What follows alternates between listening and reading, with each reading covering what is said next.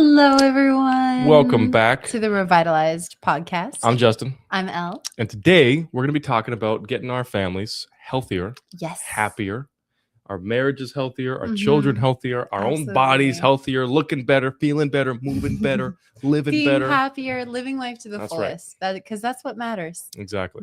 Exactly. And if you're not living a lifestyle building and encouraging and focusing on your longevity, then there's probably some stuff in that lifestyle that's going against your longevity. Exactly. And that's a problem. Exactly. We That's should we live a good life by making good choices. That's right. And that's what we're going to talk about more and more today, just like we do on our podcast. That's right. So basically, lots of wonderful things that have happened this past week. And we have some great stories to tell you guys about people who have really succeeded in their health recently. And we're going to go over why they succeeded, another milestone that they've hit for a few of our clients, and some inspiration you can take for, and also some encouragement as well. And some good lessons. Absolutely. Good lessons in general. Just like when you're dealing with your health, sometimes what you look up on the internet, sometimes what you hear from other people, like your family members or different individuals, it can be very negative. But we come from a posture that really is fueled by hope, and that things can get better no matter what the problem is, that things can be improved, because we've just seen too much evidence to believe that they can't. That's right. And that may seem too positive for maybe some but people. It's not. But it's actually not. It's just positive enough. And just like how there can be and just like how there can be bad circumstances that become a reality, there can be great circumstances that become a reality too. One doesn't have to be more true than the other. Exactly. So all right. This week it's been a great one. We had a couple awesome breakthroughs. In fact, one of our ladies, who shall remain nameless just for privacy and all those kinds of reasons, but she's a real person. She does actually exist. She's also a woman, and she's great.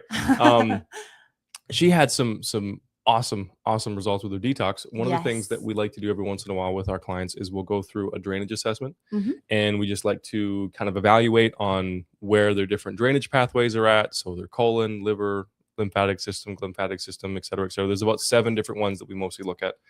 And we just go through this assessment, and we just gauge, okay, green, yellow, red. Are they good? Are they bad? Are they okay? And where do they need some work? And what do we got to focus on? What tweaks do we have to make? And it really helps them really pay attention to, because we go through different tests with our clients, and then they can be like, okay, that's right. I should pay extra attention to this, because that's right. I didn't realize before, but this is an area I should pay a little bit better attention to. Yeah. So side note, so much of getting healthier is just learning that a lot of the stuff we were experiencing before isn't actually normal. It's not actually a good thing. They're like, well, I didn't realize it was really that bad. But anyways, so we're going through this list, and we're just checking off these boxes, and we're seeing where she's at. And one of the cool things she was mentioning to us is like basically everything is in the greenish lime zone, like between yellow and green. Some of them are full green, some of them are kind of yellowish a little bit. But anyway, the cool part of that story though is just like about less than 3 months ago, everything would have been red in the red zone, and just in a little under 90 days back in the green again, which is good. It means energy's up, it means swelling's a lot down, it means confidence is way up, it means that just so many good things are happening. The smiles are brighter, the poops are healthier, and the person's happy. And that's a good thing. Absolutely. And it's a great reminder for a lot of us, because a lot of the questions that we have in this assessment that people don't necessarily think about is, does this particular kind of symptom or this particular organ or drainage pathway, does this flare up or get worse when you try to detox? And a lot of the time that sounds counterintuitive to people, because they're like, well, if I'm detoxing, why would that make this thing feel worse or or not be healthier? And the idea is that there are multiple different stages of detoxification. I'm a few episodes back, I don't know exactly how many, but we have one going over what we call the 4 Ds of detox, and drainage is the first one. And you actually want to get your drainage pathways opened up before you even try to detox at all, really. And the first early bird stages of any decent detox is focused on drainage pathways only. We want to get those working, we want to get those healthy, and it's mostly just about making sure things can properly eliminate from the body, because otherwise, if you try to pull stuff out of your cells or your tissues or certain organs, a lot of the time we can have this toxicity feedback loop where we have stuff getting pulled out of some fat cells. We have some stuff getting pulled out from your joints, pulled out from your muscles, pulled out from your brain. But if your drainage pathways aren't open, then it just recirculates and it just spreads and spreads and spreads. And now it's just traveling all throughout you like crazy, and you feel it every inch of the way. Absolutely. Not a good And thing. that's why people can have really bad reactions Yeah, and just overall symptoms when they do a deep detox. exactly. So if you are having really bad reactions, there's a reason why, and that Mhm. essentially means you're not doing it correctly. And that's one thing we really prioritize, is making sure that people have a pleasant experience when detoxing. Because if that's not happening, then you have to go back to the drawing board. Yeah, exactly. Like every single time Elle and I are watching a movie or a show or something like that, and then some character comes on. Usually it's like the BFF of the female lead of the romantic comedy or something, and she's doing some like cayenne pepper honey juice fast cleanse thing, and she's like, oh my God, I feel terrible, but I'm gonna look so great when you guys have your wedding because I'm gonna be down 15 pounds. And we see this stuff and we just start to laugh with each other because like that's not what a detox is supposed to be. You shouldn't have to suffer before you start feeling better. It should be like spring cleaning. Mhm. Like you do a little bit of work, maybe you got to pick Yeah. up some boxes, you got to do some dusting, you got to do some rearranging of your furniture and stuff like that. But like It's fresh. if it's fresh and it feels good the whole time. You're not like, oh my God, when is this gonna be over? I just want my desk to be clean. Like if it feels like that, two things. First of all, you probably left it way too long and the cleaning project is massive. Or second of all, you're doing things out of order in the body. Like if you're trying to flush out your liver and your kidneys before you have your colon sorted out and you're having regular bowel movements, that doesn't work because most of the stuff that comes out from the liver, all the waste comes out from the liver, has to travel through to the colon to have a bowel movement. So if you're pulling out a bunch of stuff out of your liver, but then you're constipated, it doesn't make any sense. It's like I'm going to go on a highway that's blocked. Why would you do that? Why wouldn't you take the other highway that isn't blocked? Right? Yeah, And so a lot of the time exactly. it's just about doing things in the right order. But a big key thing, if you want your detox to go well, get your drainage pathways opened up. Focus on those first. And that's what our lovely lady did. Yeah. And it's And there's going a great. whole process to doing that properly as well. Mhm. And it's going to be different for every person. Mhm. So, yeah. Exactly. Anyways, yes, but that's what happened with our lovely lady. And before, this is in less than 3 months, she was in the red zone for pretty much every single aspect of each pathway. And then fast forward to, I believe we spoke with her like yesterday. Yeah. And she's, again, like Justyn said, mostly in the green. Yeah, it's really cool. And another thing also that comes up with health and stuff is that everyone's always like, well, you need to take a bunch of supplements and you need to spend a ton of money on this and a ton of money on that. And in some sense, they're right. Supplements can be really, really helpful. But again, if you're spending more money on supplements than you are on groceries, that's a problem. Big problem. That's a big problem. Big problem. That's a big problem. And, that's something that Jess and I also really prioritize as well. We try to jump on that right away when we work with people, because a lot of people, they're really putting in the effort, but because they're so busy, they don't actually understand how much money they're actually wasting. Totally. I mean, like we've had folks come to us taking like over 25 different supplements. Yeah. It's ridiculous. Or they're spending way too much on fast food because they even hundreds of dollars a week because they don't know, or they don't have certain support or tips or, information on how to food prep well enough where they don't have to rely on fast food. And on top of that too, it's also accountability and just extra support and just showing people how to do it in a very efficient way. And, it's great to give people information. It's another thing to actually show them how to do it, right? Like show a man how to fish, right? That's the kind of idea. Yeah. So that's what we're very, very interested in, because financial health has to do with your physical health. That's right. And some proof of this is another one of our main men in the academy this week. Finally, I'm not going to mention your name, but I'm going to pick on you a little bit. And if you're listening to the podcast, you know who you are. We've been harping on this dude to have some more gut-friendly foods, to have some more fermented foods, to start to make some changes in his diet that are going to benefit his gut bacteria. And we showed him how to do it like himself. Yeah. So it's not like a super big expense or, anything like this. We showed him how to do it taking a ton of time. Exactly. And that's all really cool. But finally, like maybe now, probably about like 8-9 days ago, something like that. But we talked a few days ago about this, and it was about 5 days in, and he started to notice a massive improvement in his gut, in his bowel movements, in his bloating, in his energy after eating, et cetera, et cetera, et cetera. And this is the kind of guy that he generally goes supplements first and then lifestyle changes after if that doesn't work out. And so just for himself to see that with his own routines, with what he does day to day, with his own habits, without really spending any extra money on anything fancy, just maybe a little bit of cabbage, a little bit of carrots, some vegetables, some salt, some water, and he can make some changes on his own without having to spend hundreds of dollars a week on probiotics or get some fancy smanchy South African superfood powder. And it's really cool because literally just one food change on top of a lot of the other stuff that he's doing. He changed his water, he's exercising more, he's sleeping better, et cetera, et cetera. He's going through the full program. But just that one change in 5 days was enough to get his gut to finally start to heal in a big way, on top of everything else that he's already doing. It was just kind of like the last straw that broke the camel's back to really help him see some great progress.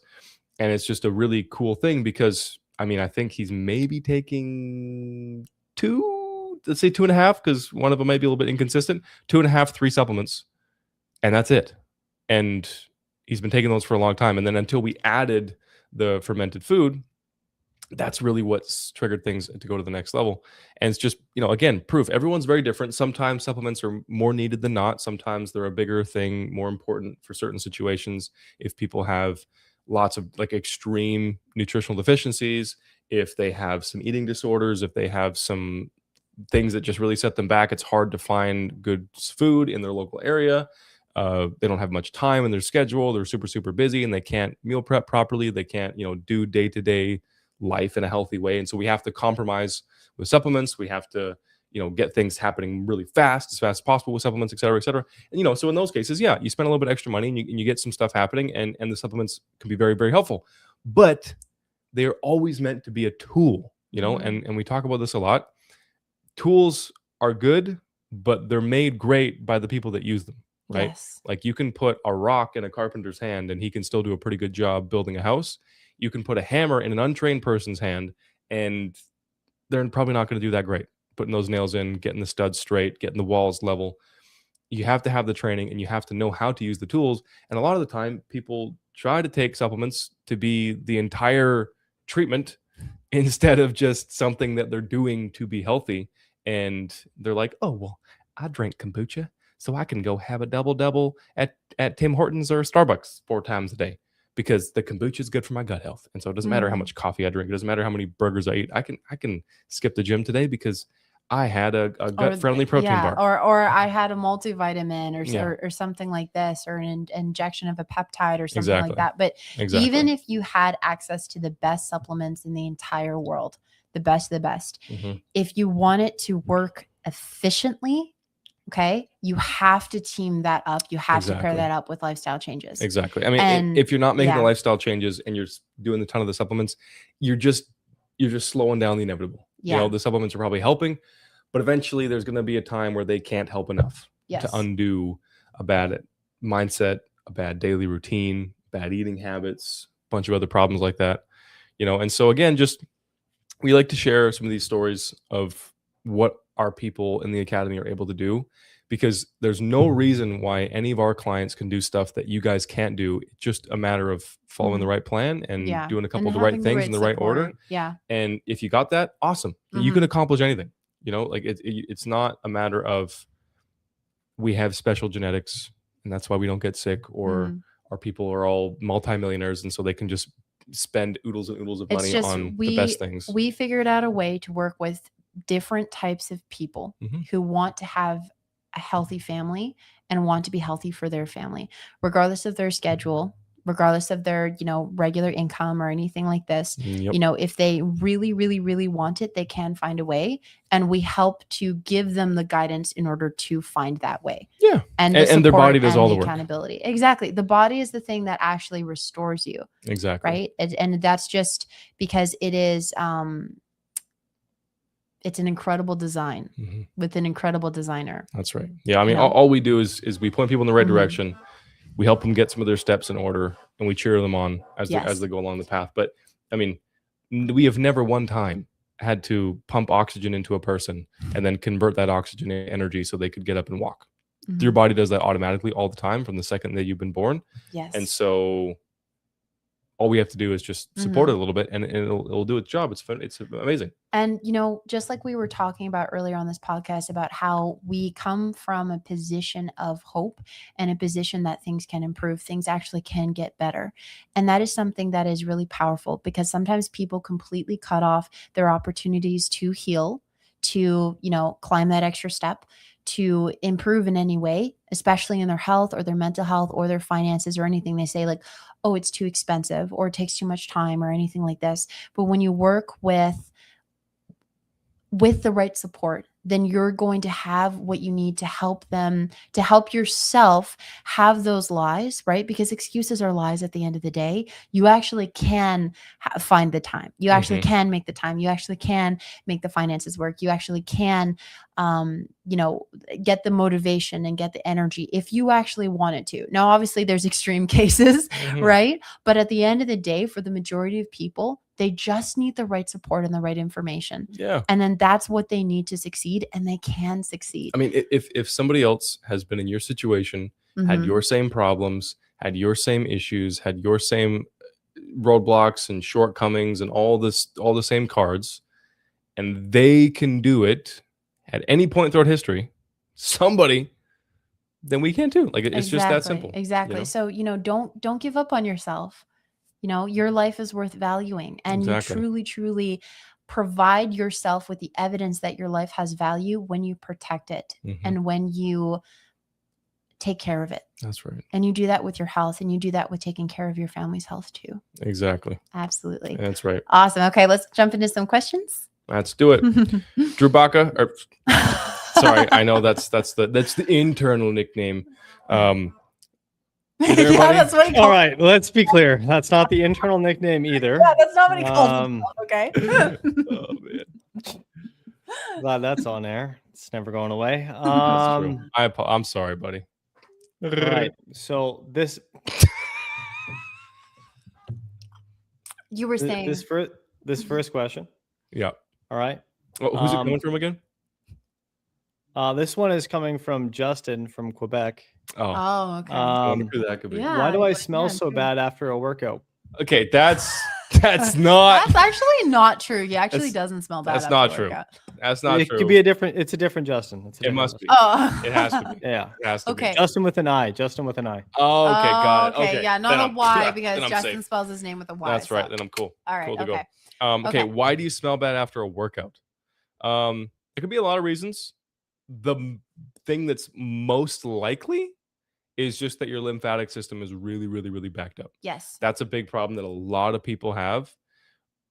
Most of the time, people don't realize that your lymphatic system isn't like just this automatic system that self-maintains and takes care of itself. Like there's certain things you have to do to maintain its health. to help its process. It's just like how you have to drink water for your body to operate. You have to sleep for your body to operate. You have to eat food for your body to operate. It can do its job, but you must, you know, give your machine what it needs to operate efficiently. Exactly. Right? So exactly. You know, so there's like several main hotspots where our lymph nodes like to collect. They're all throughout the body, but there are some really potent ones underneath the armpits, underneath the jaws, in the low back, that type of thing. And so, you know, a lot of the time, like this is really common in women that wear lined bras, because the lining, the wire, it can do a lot to cut off circulation, and so things don't properly get to flow and it doesn't circulate. It doesn't take that much for the circulation to be affected, No. especially if you're very sensitive. Yeah. And that just means you need extra help. So Exactly. there's different things you can do for that, but that would mostly be the reason why. But it's essentially something has had the chance to accumulate in your body, and now that it has the chance to be taken out, right? then that's why it smells worse than it should. It should be Exactly. a decently neutral smell, maybe a little bit of an off scent, like just tiny bit, because obviously it's still a way of eliminating waste, right? Like through that's one way that your body will use is sweat to cool you down, yes, and everything like this, but is also a way to remove some waste. There's a lot of pollution all around us. It's not necessarily like you're eating junk food 24/7 or something like this. Every single person has to make very specific and definitive decisions when it comes to their diet, when it comes to their lifestyle, when it comes to the water they drink and everything like this, because our world is the most toxic version that it's ever been. Right. And there's pollutants everywhere. It's true. Think about it like this. It's like if you didn't take out the trash for 3 days. It's gonna stink. It's gonna smell bad. It's gonna stink. Okay. All right. So that the same kind of idea happens with constipation as well. Exactly. If the odor is really, really bad, the same with urine, there's a reason why. And essentially it's because it's been there for too long before it was removed from the vicinity. Okay. Yeah. The same thing with garbage. So it's usually a two-parter. It's the lymphatic system gets backed up, and that puts a ton of extra stress on the immune system. Yes. And so it's very, very, very hard for your body to deal with any kind of parasitic bacteria, fungus, any of those kinds of infections that usually create lots of waste, byproduct, and different things that does not smell good, honestly, like at all. And so it starts to come out through the skin. It starts to collect around the lymph nodes. And then we start to smell it when you sweat, because you have a bunch of bacteria in these dark, damp, wet areas underneath the armpits, in between the thighs, different things like that. And then because you're starting to sweat, there's a bunch of extra moisture. And then that causes the bacteria just to multiply like crazy. And the smell of them multiplying is usually what people recognize as like bad breath, body odor, like the potent type stuff. That's usually parasitic, bacterial, caused by a backed up lymphatic system. So a couple easy things that hopefully will help with that. First of all, this is just a pro tip for anybody at all times. Don't use antiperspirant. If you're going to put on something to help you smell better, deodorant is the safest option. If you want a very natural deodorant, literally just use like a lemon or a lime slice. The citric acid will help to keep the bacteria in check.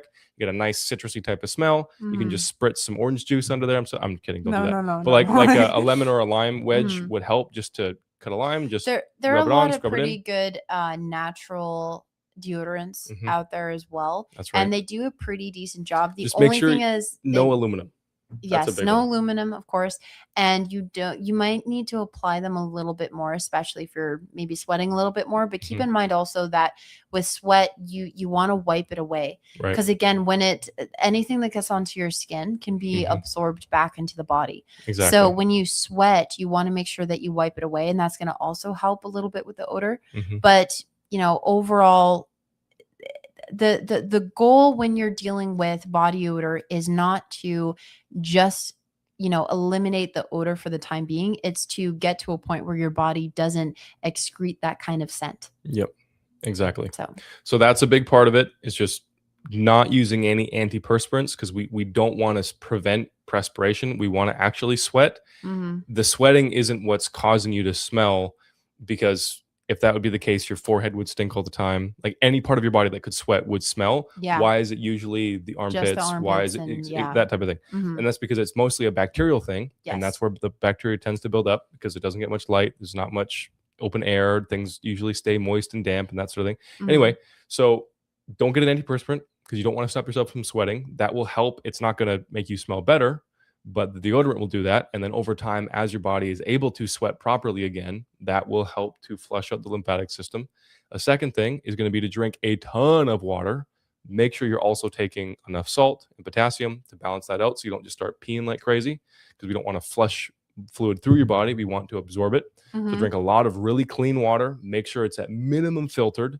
If you can, get water that's alkalizing, get water that's ionized. We love that kind of stuff. But again, you got to make sure that you're not buying it from the store, because that stuff fake anyway. But anyway, filtered water, natural water, the cleanest water you can find. Water quality is really important, matched with good, healthy sodium and electrolyte and potassium balance make sure you're a bit more hydrated, because if you start to get dehydrated, your lymphatic system starts to slow down like crazy. All the lymph fluid that just circulates throughout your body just starts to stop and doesn't move. And if it's not moving, it's building up and it's going to smell. And then another one would just be to focus a lot more on full body stretching. It's stretching is not just about making sure your muscles and your joints are they can move freely. That's a really important part of it.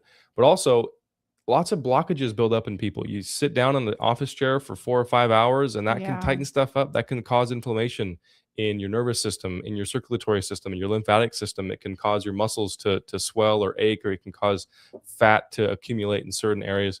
And if you don't move enough, then those blocks don't really get cleared up. They don't go anywhere. And the fluid doesn't go all the way where it's supposed to. It doesn't reach all the ends of the tunnel.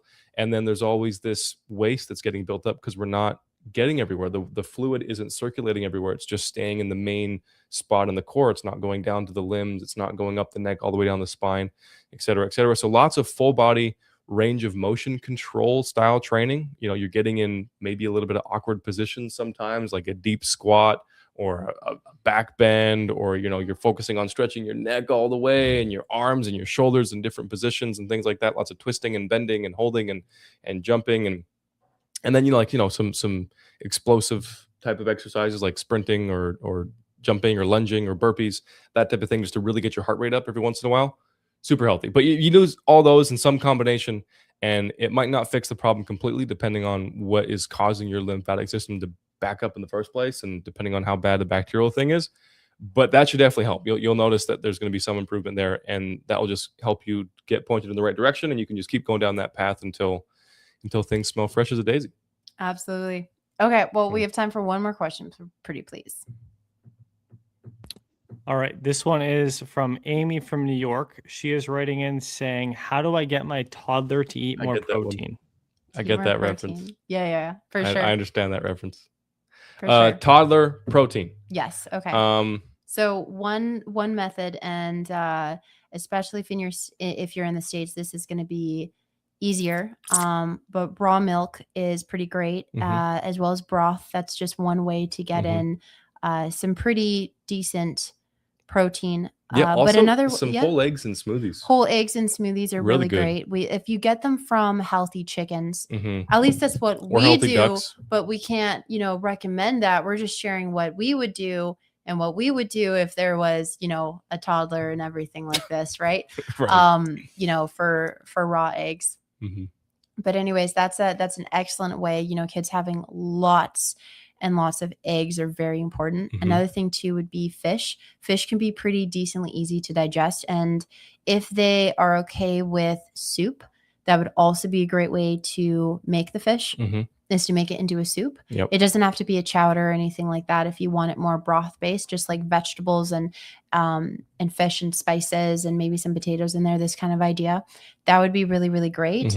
And one pro tip, and this isn't just for protein. Oh, and also sardines. Yeah, sardines are great. Also, but so two things. First of all, there seems to be this idea that toddlers and not like maybe late stages of infancy and just young kids, they're just always going to be hard to deal with. They're just going to be a handful. They're going to throw temper tantrums. They're going to fight about everything. Blah blah blah blah blah. No, that's not true. That's a lie. You are still in the midst of helping that child to learn everything about this world, what they like, what they don't like, what tastes good, what doesn't taste good. Don't think that you're locked into them. Oh, they don't like avocados, and so I can never feed them avocados ever again because they don't like avocados. No.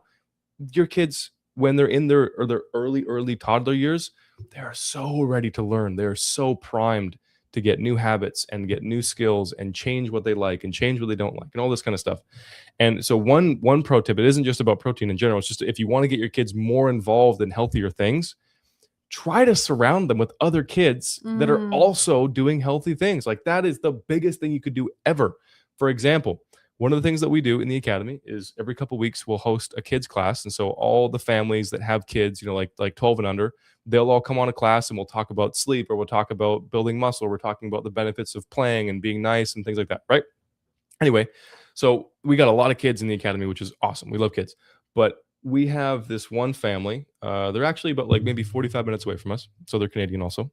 And they went down to a theme park with their kids, and there's not much healthy options at a theme park, right? So you got like pizza, Subway, McDonald's, whatever else, right? And so they try to find the best option that they have. And I think they went to a pizza place or a burger joint or something like that. And you know, they had two little kids, you know, 6 and 8, 6 and 9, I think, something like that, this. right? And just sitting there eating a pizza, and then all of a sudden the waitress comes up and it's like, "Hey, do you kids want some ice cream? Do you guys want some dessert?" And without any prompting from the parents, without no nudging or jabbing in the ribs or anything like that, or reminding them what they're supposed to say, just on their own, this little girl is like, "Actually, no, I don't want ice cream because it has way too much sugar and it's not good for my immune system." And she starts lecturing the waitress on why she should be eating healthier food. And all these families are sitting there around them listening. And like 2 or 3 of the parents come up and it's like, "Oh my God, how did you get your daughter to act like that?" And the couple grandparents come over. It's like, "Wow, she's the cutest little thing I've ever seen in my life. This is amazing." And it's literally just because our kids watch what we do way more than they listen to what we say. And if they see you living a healthy lifestyle, and especially if they see other kids living a healthy lifestyle, it's just going to be natural. It's going to be so natural. And it might be a little bit of work in the beginning, might be a few weeks or a few months of some negotiation tactics and maybe a little bit of some tantrums here and there. And just, it's not going to be the smoothest transition for every kid. Obviously, every kid's different, but every kid can learn why it's important to be healthy. They can learn that they feel better when they eat healthier food. They can learn that they feel better when they go to bed on time. They can learn that they're happier when they're working with their parents than fighting against their parents all the time. If you don't give up on them learning how to do things the right way, and you don't stop trying to train them and teach them, and most importantly, show them, then they'll get it. Kids are so much smarter than we give them credit for. They're so much more intelligent. I mean, we'll have kids around us all the time, and they see that Elle and I are just madly in love, and they'll come up to us all the time. And they're like, "You guys got to kiss," and they want to take photos of us kissing and hugging and snuggling and stuff like that. And they're like, "That's a real story for the record." Yeah, that's not like I'm not even like. It actually happens. And they're like 5 years old, 6 years old, 8 years old. And you're thinking like, "Oh, well, it's just, you know, because they're cute and the kids like to see how couples have whatever." No, they're smart enough to know that they want that when they grow older too. They want to be in a committed, loving relationship where they are passionate about their person. They see that we're best friends, that we laugh all the time. They can see the difference in Elle's face when I come in the room. They can see the difference in my face when Elle comes in the room. They study that kind of stuff. They pay attention to it. And if we just show them by example, instead of just barking orders all the time and then doing different stuff when they're not looking, it's going to be so much better, and they're going to be so much easier to work with us because we're giving them the time to understand why. And we're explaining things and we're showing them things, and they get to learn because they're smart enough to figure it out. They just are. You know, they might not be able to communicate quite as well as we can. Maybe sometimes they don't quite control their emotions as well as we do. You know, they don't get context and nuance and stuff like that. But I don't care what anybody says. Kids are super smart, way smarter than we give them credit for. They're more than smart enough to understand that growing up healthy, in shape, happy is way better than growing up sick and tired and stressed out and angry all the time. Yes. They can easily figure that out. We just got to show them how. And if you can do something about it, then you ought to. That's right. Exactly. Okay. Cool. Awesome. Appreciate you, Deputy. Thank you so much. This was awesome. Thank you all for watching. We're going to close up now. If you guys want more good stuff like this, we got lots more episodes of the podcast we've done before. We're going to keep doing them forever. So maybe not forever, I don't know. But like it, don't like it, comment on it, share it, all the good usual stuff. Just we appreciate you guys helping us to get the show out to more people that need it. If this was helpful for you, let us know how. If you guys want to see more stuff like this, comment down below. Let us know what you guys want to see. Let us know what questions you guys have. We're doing this show, we're doing this podcast for you guys, for our audience. This isn't for us. Elle and I talk about this stuff all day long already anyway. We're doing this to try to help. We're doing this to be here and be a support system for everybody that can find the show and be a part of what we're doing and liking what we're saying and believing what we're believing. Yes. And if that's you guys, then we appreciate you. We love having you here. And we're going to be back again on Monday. So have an amazing day. Also, we have a live workshop coming up at the end of the month on the 31st. Going to be all about digesting protein better and building out a better diet plan and just making sure that the food part of health is just a little bit easier for you guys. It's actually going to be a lot easier because it's going to be a great workshop. But protein's a really important nutrient. And a lot of people get that wrong. And a lot of people have specifically on the digestion part. Yeah. And a lot of times we're just told protein's important, eat more. Or you're told protein's the devil, eat less. And there's not much in between. And so we're going to do a lot to clear that up. We're going to show people the real facts and what's actually going on and how you can implement protein into your nutrition planning and get it in a way where your body is going to get benefit from it and digest it well. And it's going to make you feel better and look better. And it's all going to be amazing. So if you want to tune into that, we got more information down in the description once this episode's reposted again on YouTube. Otherwise, thank you guys for watching. Have an amazing day. Have an awesome Thursday. Have a phenomenal weekend. This has been the Revitalized podcast. I'm Justyn. I'm Elle. And we're going to sign off now. Absolutely. All right. Thank you guys. See you guys. Bye.